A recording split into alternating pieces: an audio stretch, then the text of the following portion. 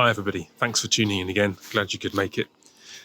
At today's church officers meeting, one of the other men shared some thoughts in our closing prayers, which were so insightful and helpful that I thought, with his permission, that I would share them with you and just expand on them a tiny bit.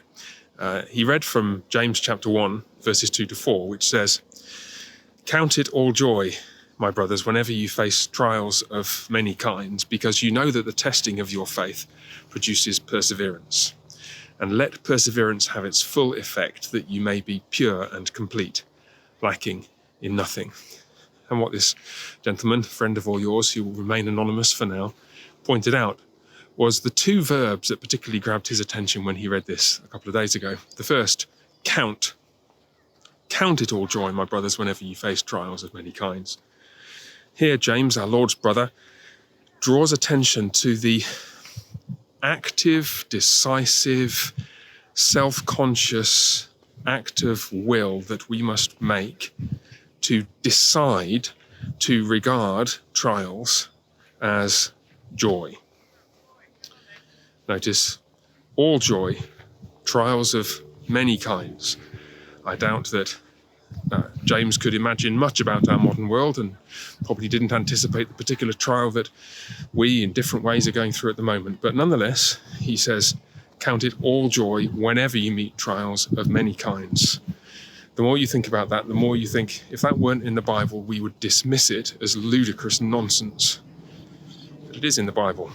And so our Lord wants us to self-consciously make an effort of will to regard our circumstances, whatever those circumstances are, as a source of joy, and to shift our perspective on our lives in whatever way is necessary in order to make that possible. The second thing that caught this gentleman's attention was another verb in the passage, where James continues, whenever you face trials of many kinds, because you know the testing of your faith produces perseverance. And here's the verb that caught his attention. Let perseverance have its full effect, that you may be pure and complete, lacking in nothing. Let perseverance have its full effect. Here, a somewhat contrasting action is required of us. Rather than decisively to do something, we are to allow something else to do something in us. It's grammatically, for the grammar junkies out there, it's a third-person imperative.